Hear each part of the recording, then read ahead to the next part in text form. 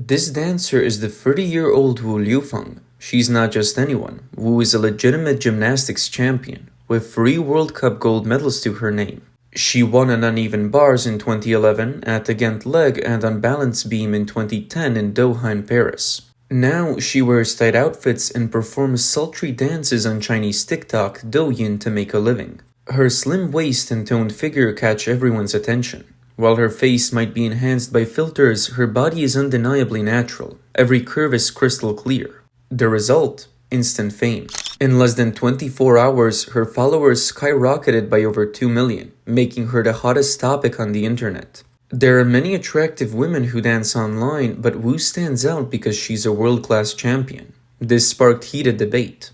Critics argue that her actions damage the image of a world-class champion and claim she shouldn't reduce herself to being an internet celebrity. While public opinion is one thing, the situation took a turn when the General Administration of Sport of China formed an investigation team. By November 25th, Wu's Douyin account was restricted. Users could no longer follow her. Most of her videos were deleted, leaving only 7, and even her live streaming privileges were revoked for violating community guidelines. This controversy highlights a deeper issue: the livelihoods of retired athletes in China. The country's gold medals are built on the efforts of countless individuals, yet the job market offers few opportunities for retired athletes. Becoming an internet celebrity is one of the most accessible options. Take the 2008 Beijing Olympics, for instance. To secure gold in the women's team event, uneven bars and balance beam, China had a talent pool of 2,000 candidates for the national team. In the end, only 7 made it to the Olympics. Gymnastics training in China starts early. Some begin as young as 3 years old. Coaches stretch and press their tiny bodies into splits, often using sandbags to weigh them down for hours. One former athlete shared a harrowing account of her younger sister's training. In 2013, at just 3 years old, she entered the gymnastics team and began closed-off training.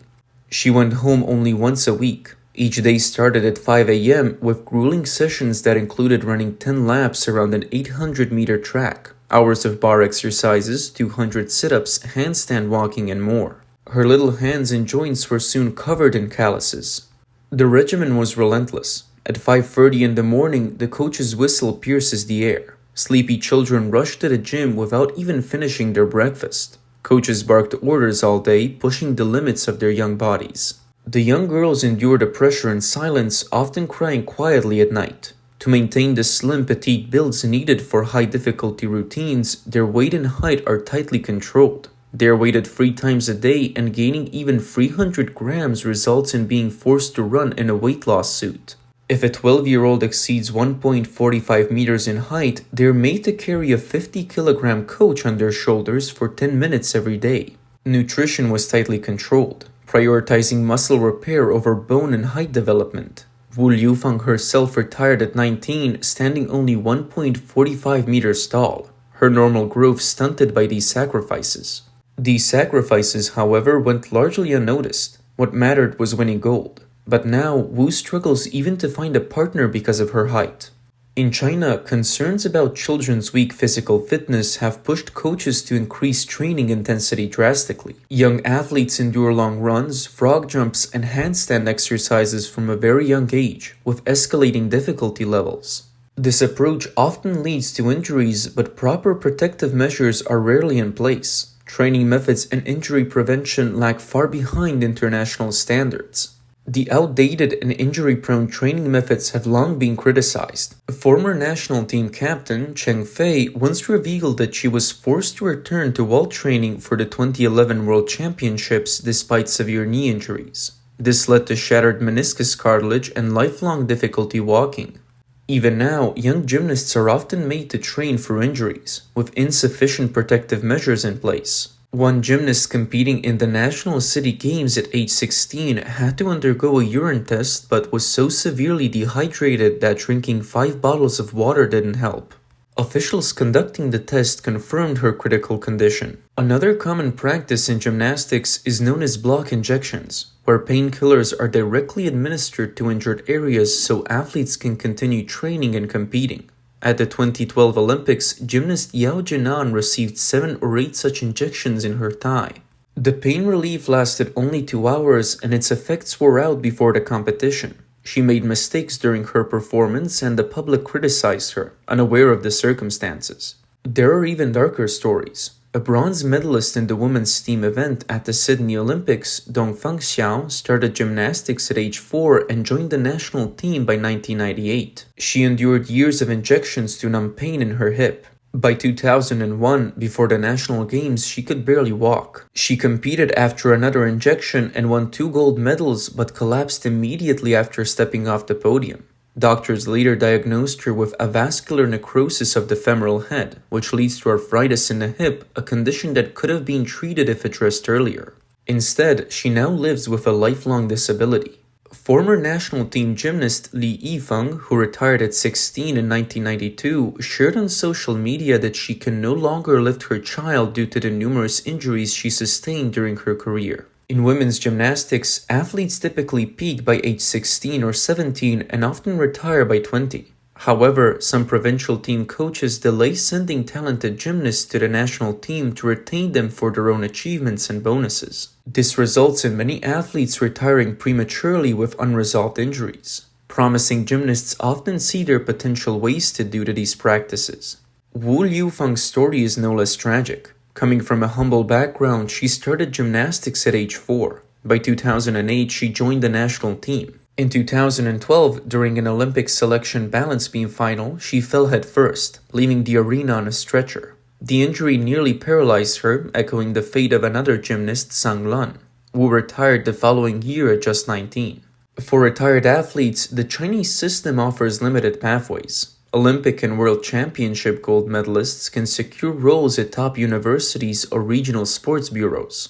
Those without such titles like Wu face fewer options. Many end up teaching at regular schools or pursuing entrepreneurial ventures, such as training centers or live streaming. However, even these opportunities are not guaranteed.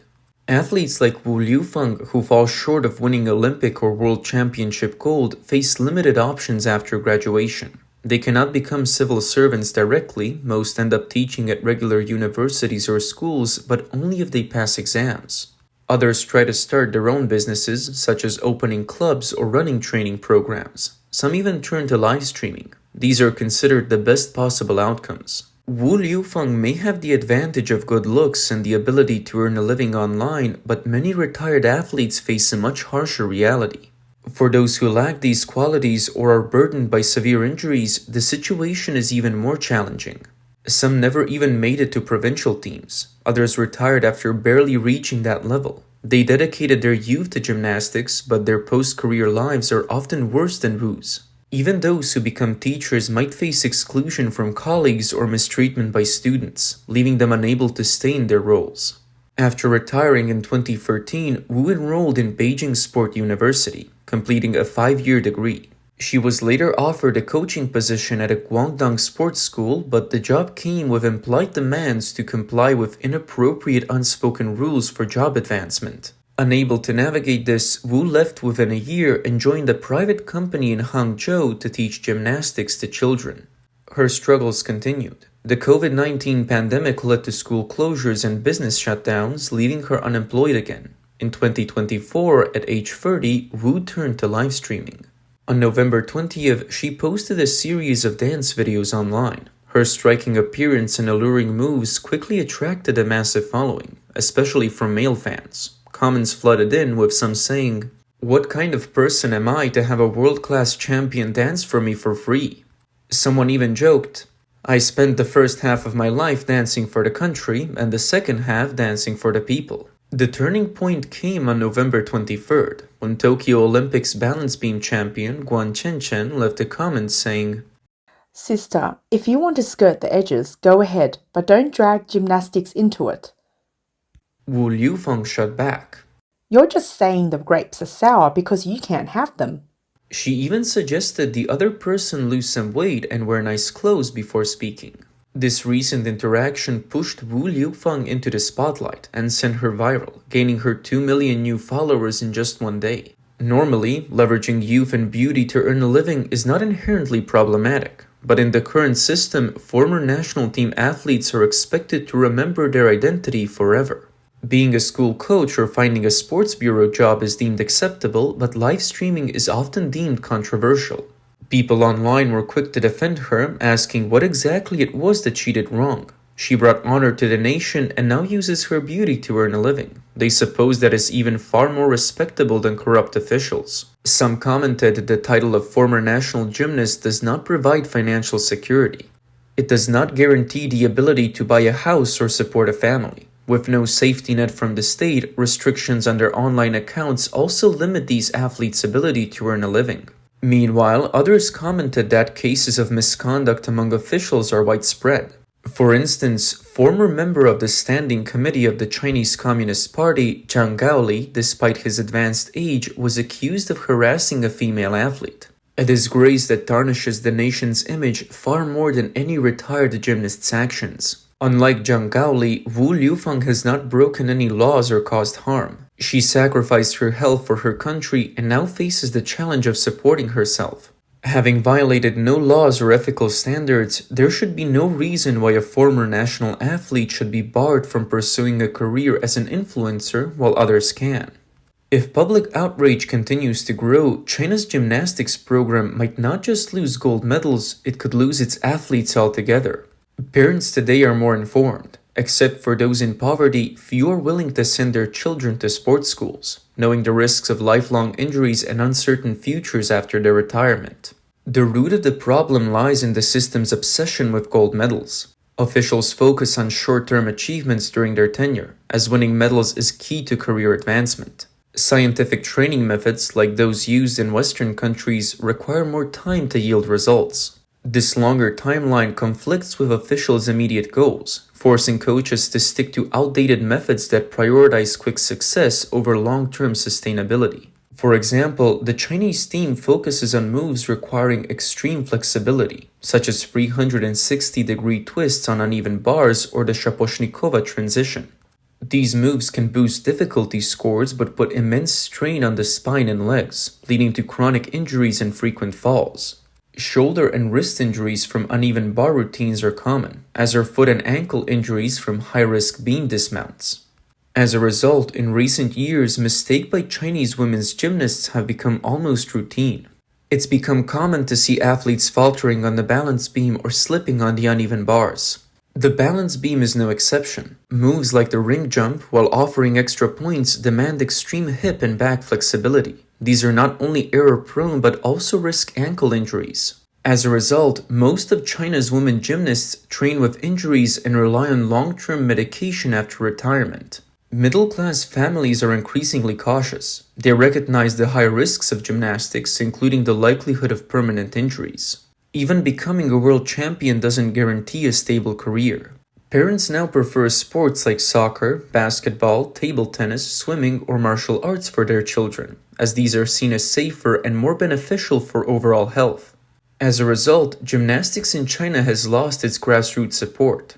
Once, there was an abundance of promising young talents. Now, the pool has dwindled significantly. The rise of the internet has also exposed athletes to more information. Many now see beyond the narrow path of gymnastics and are less willing to endure the harsh, outdated training methods.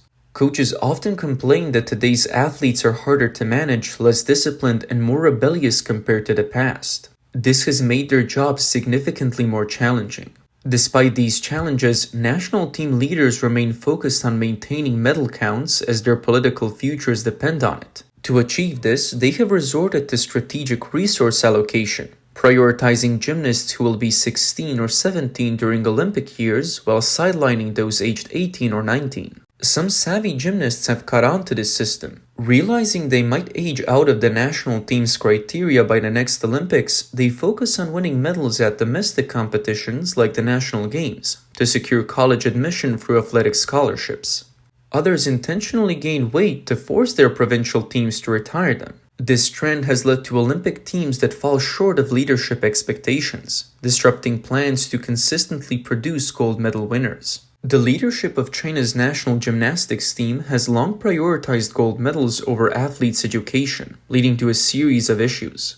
Without basic life skills, athletes struggle to adapt on and off the field. Reports of athletes failing to repay borrowed money and being involved in scandals are common. but team leaders turn a blind eye. As long as medals are won, nothing else matters. In contrast, countries like the United States, the UK, and Brazil have begun phasing out flexibility-dependent routines. Instead, they emphasize explosive power and dynamic moves, incorporating high-difficulty flips in vault and floor exercises. This approach may take longer to show results, but it significantly reduces injuries and extends athletes' careers. Examples include Simone Biles of the US and Rebecca Andrade of Brazil, whose routines combine power, difficulty, and consistency. China, on the other hand, has power-based athletes, but they're often excluded from the national team because they do not fit the current flexibility-focused model. This exclusion has contributed to frequent mistakes in competitions. Meanwhile, power-focused athletes from other countries perform with greater consistency, leading to a steady rise in their rankings.